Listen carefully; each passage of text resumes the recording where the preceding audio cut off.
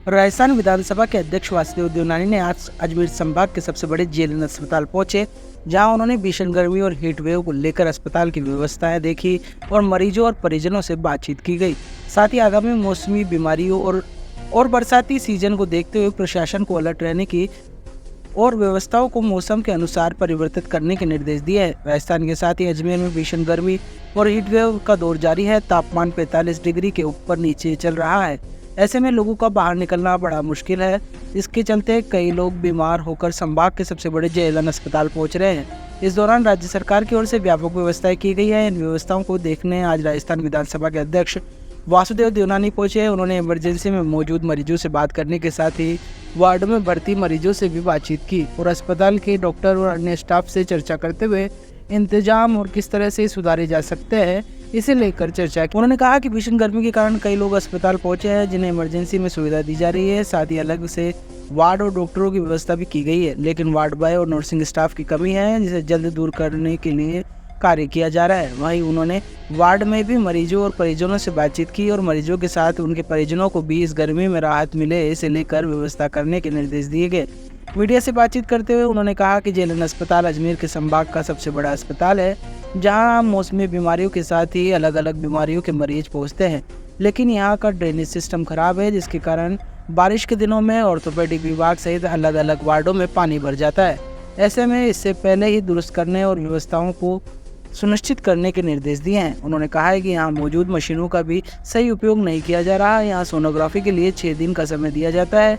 इसी प्रकार जांच के लिए लोग परेशान हो रहे हैं। इन सभी व्यवस्थाओं को सुधार कर समय में परिवर्तन के निर्देश भी दिए गए हैं, जिससे कि यहाँ की जनता को राहत मिल सके। उन्होंने कहा कि मौसमी बीमारी के साथ ही भीषण गर्मी से राहत के लिए प्रशासन को अलर्ट मोड पर रखा गया है। इस मामले में सरकार भी सतर्क है और समय समय पर सभी को राहत पहुंचाई जा रही है। पूरे राजस्थान में हीट वेव चल रही है, जिसके कारण से कई जगह तापक्रम 47, 48 यहाँ तक 49 तक भी गया और अजमेर में भी पिछले दिनों तापक्रम लगभग 46 तक 2-1 बार टच किया है। और उस कारण से इस समय राजस्थान की सरकार कोई भी हीट वेव से प्रभावित है उसको समय पे इलाज मिले, पूरी सुविधाएं वहाँ हो, उस दृष्टि से आज जेएलएन हॉस्पिटल में मेरा आना हुआ और अभी यहाँ के अधिकारियों से और डॉक्टरों से सारी चर्चा भी हुई। यहाँ काफ़ी व्यवस्थाएं तो की हैं, जिसमें बर्फ़ की भी काफ़ी बड़ी यहाँ पे मात्रा में उपलब्धता है। पेशेंट्स के लिए बेड भी इन्होंने आरक्षित किए हैं और डॉक्टर्स भी राउंड द क्लॉक बता रहे हैं। तो इनको बताया कि अभी इसमें राउंड द क्लॉक सीनियर आदमी भी यहाँ पे अटेंड करें और हर आने वाले को ट्रॉली उपलब्ध हो और ट्रॉली के साथ साथ उसको ले जाने वाला व्यक्ति भी हो। हालांकि इन्होंने बताया कि इसकी दृष्टि से इन्होंने अभी हाल ही की मीटिंग में कुछ उसकी संख्या बढ़ाई है, वह संख्या पूरी तरह बढ़े। अजमेर में कोई भी हीट वेव से कोई जनहानि न हो, उसको सुरक्षित रूप से उसका इलाज हो, इसकी व्यवस्था करने के लिए मैंने निर्देशित किया है और कुछ वार्डों में घुमा भी हूँ और कुछ पेशेंट से भी मिला हूँ। लगभग पेशेंट्स संतुष्ट हैं, यहाँ व्यवस्थाएं हैं, फिर भी इसको और व्यवस्थित करने की आवश्यकता लगती है। ट्रॉली खींचने वाले लोग और लगाएं और डॉक्टर्स भी, senior doctors round the clock उपलब्ध हों। केवल रेजिडेंट या सीनियर रेजिडेंट्स के भरोसे व्यवस्था नहीं है। सोनोग्राफी की चर्चा आई तो उसमें लगभग 6 दिन लोगों को कई बार तारीख मिल रही है, जो निश्चित रूप से उचित नहीं है। हालांकि इनको अभी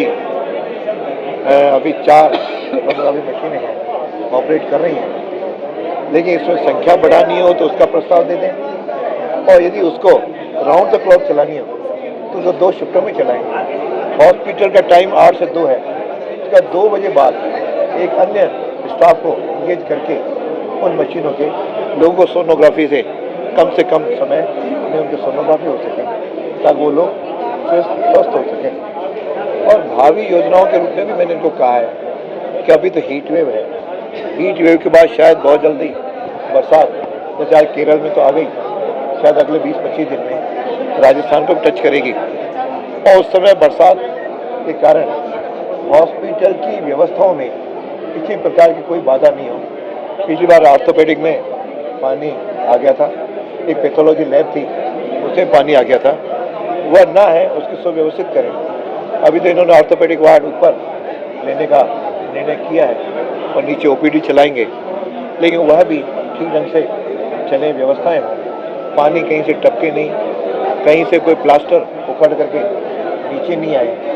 इन सारी बातों को सुनिश्चित करना और ड्रेनेज सिस्टम को ठीक करना, इस तरह से बताया, इनको निर्देशित किया है। मुझे लगता है कि इस बरसात में किसी प्रकार की कोई कठिनाई नहीं आएगी। यहाँ के सुप्रेंट और उनकी पूरी टीम इस ओर पूरा ध्यान दे करके यहाँ आने वाले हर पेशेंट को अच्छा ट्रीटमेंट मिले।